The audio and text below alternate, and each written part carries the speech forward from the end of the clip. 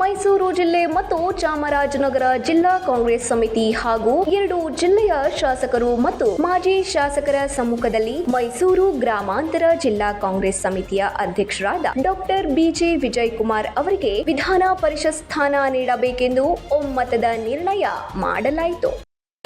ಗೌರವಿತ ಅಧ್ಯಕ್ಷರುಗಳು ಮತ್ತು ಎಲ್ಲ ಪಕ್ಷದ ಮುಖ್ಯ ರೂವಾರಿಗಳು ಹಾಗೂ ಉಸ್ತುವಾರಿ ಸಚಿವರುಗಳು ಎಲ್ಲರೂ ಒಕ್ಕೊಲಿನಿಂದ ಮಾಡಿದಂತ ನಿರ್ಣಯ ಪತ್ರ ಆಗಿರ್ತದೆ. ದಯಮಾಡಿ ಶಾಸಕರುಗಳು ಅದನ್ನ ಸಲ್ಲಿಸಬೇಕು, ಅದಕ್ಕೆ ಗೌರವಾರ್ಥವಾಗಿ ಅದನ್ನು ನೆರವೇರಿಸಿಕೊಡ್ಬೇಕು ಅಂತ ಹೇಳಿ ತಮ್ಮಲ್ಲಿ ಕೈ ಮುಗಿದ ವಿನಂತಿಯನ್ನು ಮಾಡ್ತಾ ಇದ್ದೀವಿ ಸರ್. ವಿಧಾನ ಪರಿಷತ್ ಸದಸ್ಯರಾದ ಹಾಗೂ ವರುಣ ವಿಧಾನಸಭಾ ಕ್ಷೇತ್ರದ ಆಶ್ರಯ ಅಧ್ಯಕ್ಷರಾದ ಡಾಕ್ಟರ್ ಯತೀಂದ್ರ ಸಿದ್ದರಾಮಯ್ಯರವರು ಮಾತನಾಡಿ, ಸತತವಾಗಿ 25 ವರ್ಷಗಳಿಂದ ಸಮರ್ಥವಾಗಿ ಮೈಸೂರು ಜಿಲ್ಲಾ ಕಾಂಗ್ರೆಸ್ ಅಧ್ಯಕ್ಷ ಸ್ಥಾನವನ್ನ ನಿಭಾಯಿಸಿದ್ದು ಇದು ಮುಂಬರುವ ಅಧ್ಯಕ್ಷರುಗಳಿಗೆ ಮಾದರಿಯಾಗಿದೆ ಎಂದರು. ನಾನು ಕೂಡ 2016ರಲ್ಲಿ ರಾಜಕೀಯಕ್ಕೆ ಬಂದಿದ್ದು. ಅದಕ್ಕಿಂತ ಮುಂಚೆ ನನಗೆ ರಾಜಕೀಯದ ಪರಿಚಯನೇ ಇರಲಿಲ್ಲ.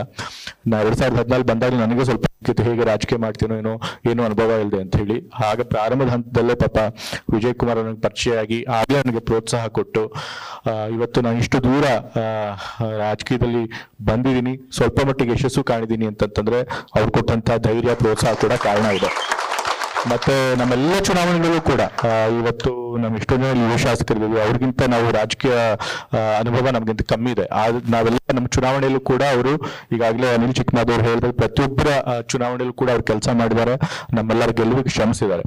ಬರೀ ಚುನಾವಣೆ ಮಾತ್ರ ಅಲ್ಲ, ಜೊತೆಗೆ ಕಾಂಗ್ರೆಸ್ ಪಕ್ಷದ ಯಾವುದೇ ಕೆಪಿಸಿಸಿ ಕಾರ್ಯಾಧ್ಯಕ್ಷರು ಮತ್ತು ಶಾಸಕರಾದ ತನ್ವೀರ್ ಸೇಠ್ ರವರು ಮಾತನಾಡಿ, ಪಕ್ಷಕ್ಕಾಗಿ 7 ಎಫ್ಐಆರ್ ದಾಖಲಿಸಿಕೊಂಡು ಹೊರಡುತ್ತಿದ್ದಾರೆ ಎಂದರೆ ಡಾಕ್ಟರ್ ಬಿಜಿ ವಿಜಯಕುಮಾರ್ ಅವರ ನಿಷ್ಠೆ ಎಂತಹದ್ದು ಎಂದು ತಿಳಿಯುತ್ತದೆ. ಅಧಿಕಾರದಲ್ಲಿ ಇದ್ದು ಜನಸೇವೆ ಮಾಡೋದು ಕಷ್ಟ, ಅದರಲ್ಲೂ ಜಿಲ್ಲಾಧ್ಯಕ್ಷರಾಗಿ ಇಷ್ಟೊಂದು ಪ್ರೀತಿ ಮತ್ತು ಜನ ಮನ್ನಣೆ ಗಳಿಸುವುದು ಬಹಳ ಕಷ್ಟ ಎಂದರು. ಅದೇ ರೀತಿ ಕೆಆರ್ ನಗರ ವಿಧಾನಸಭಾ ಕ್ಷೇತ್ರದ ಶಾಸಕರಾದ ಡಾಕ್ಟರ್ ರವಿಶಂಕರ್ ರವರು ಮಾತನಾಡಿ, ಯಾವ ಚುನಾವಣೆಯಲ್ಲೂ ಯಾವ ಅಭ್ಯರ್ಥಿಯಿಂದ ಯಾವ ಅಪೇಕ್ಷೆಯನ್ನೇ ಇಲ್ಲದೆ ಅತ್ಯಂತ ಪ್ರಾಮಾಣಿಕವಾಗಿ ಪಕ್ಷ ಸೇವೆ ಮಾಡಿದ್ದು ನನ್ನ ಮಿತ್ರ ವಿಜಯ್ ಕುಮಾರ್ ಅವರು ಎಂದರು. ಜೊತೆಗೆ ಎಚ್ಡಿ ಕೋಟೆ ವಿಧಾನಸಭಾ ಕ್ಷೇತ್ರದ ಶಾಸಕರಾದ ಅನಿಲ್ ಚಿಕ್ಕಮಾದೂರ್ ಅವರು ಮಾತನಾಡಿ, ಮೈಸೂರು ಜಿಲ್ಲೆಯಲ್ಲಿ 2ನೇ ತಲೆಮಾರಿನ ಶಾಸಕರು ಅತ್ಯಂತ ಒಗ್ಗಟ್ಟಿನಿಂದ ಕೆಲಸ ಮಾಡಲು, ಚುನಾವಣೆ ಗೆಲ್ಲಲು ವಿಜಯ್ ಕುಮಾರ್ ಅವರ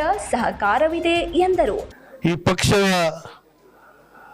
ಅಧಿಕಾರಕ್ಕೆ ತರುವಂತಹ ಶ್ರಮ ವಹಿಸಿದಂತಹ ನಮ್ಮ ಕಾರ್ಯಕರ್ತರಿಗೆ ಅವ್ರಿಗೆ ಸಿಗಬೇಕಾಗಿರುವಂತಹ ಅಧಿಕಾರನ ನಾವು ಕೊಡಿಸುವಂಥದ್ರಲ್ಲಿ ಮುಂದಾಗಬೇಕು ಅನ್ನೋದು. ನಮ್ಮ ಪಕ್ಷದಲ್ಲೇ ಗುರುತಿಸ್ಕೊಂಡಿರುವಂಥವ್ರನ್ನ ನನಗೆ ಸಿಗದೇ ಇರ್ಬೋದು, ಆದರೆ ಯಾರಿಗೆ ಸಿಗಬೇಕು ಅಂತ ಅವ್ರಿಗೆ ಸಿಕ್ಕಿದೆ.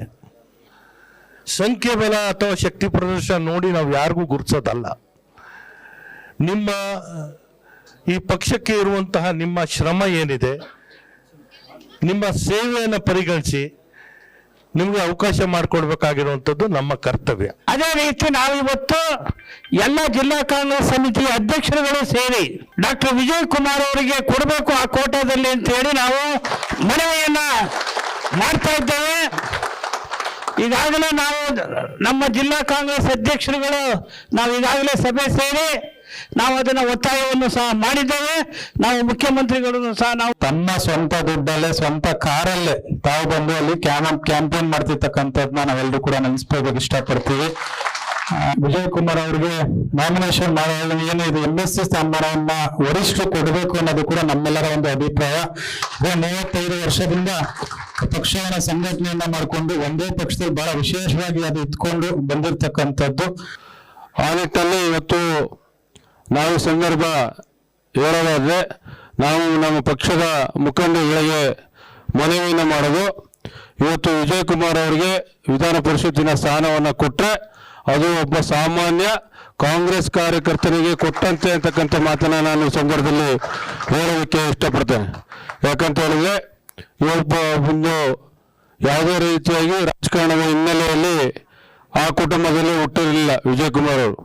ತಮ್ಮದೇ ಆದಂಥ ರೀತಿಯಲ್ಲಿ ಹೋರಾಟದ ಮನೋಭಾವನ ಇಟ್ಕೊಂಡು ಮೈಸೂರು ನಗರ ಕಾಂಗ್ರೆಸ್ ಸಮಿತಿಯ ಅಧ್ಯಕ್ಷರಾದ ಆರ್ ಮೂರ್ತಿ ಅಧ್ಯಕ್ಷತೆಯಲ್ಲಿ ನಡೆದ ಸಭೆಯಲ್ಲಿ ಶಾಸಕರಾದ ಪುಟ್ಟರಂಗಶೆಟ್ಟಿ, ಎಆರ್ ಕೃಷ್ಣಮೂರ್ತಿ, ದರ್ಶನ್ ಧ್ರುವನಾರಾಯಣ್, ಕೆ ಹರೀಶ್ ಗೌಡ, ಮಾಜಿ ಶಾಸಕರಾದ ಮರಿತಿಬ್ಬೇಗೌಡ, ಜಿಎನ್ ನಂಜುಂಡಸ್ವಾಮಿ, ಎಂಕೆ ಸೋಮಶೇಖರ್, ಕಳಲೆ ಕೇಶವಮೂರ್ತಿ, ಶ್ರೀಮತಿ ಸುನಿತಾ ವೀರಪ್ಪ ಗೌಡ, ಡಿಸಿಸಿಯ ಎಲ್ಲ ಹಂತದ ಪದಾಧಿಕಾರಿಗಳು ಹಕ್ಕೊತ್ತಾಯಕ್ಕೆ ಅಧಿಕೃತವಾಗಿ ಸಹಿ ಮಾಡಿ ಮಾನ್ಯ ಮುಖ್ಯಮಂತ್ರಿಗಳಿಗೆ ಹಾಗೂ ಹೈಕಮಾಂಡ್ಗೆ ಸಭೆಯ ಮೂಲಕ ರವಾನಿಸಿದ್ದಾರೆ.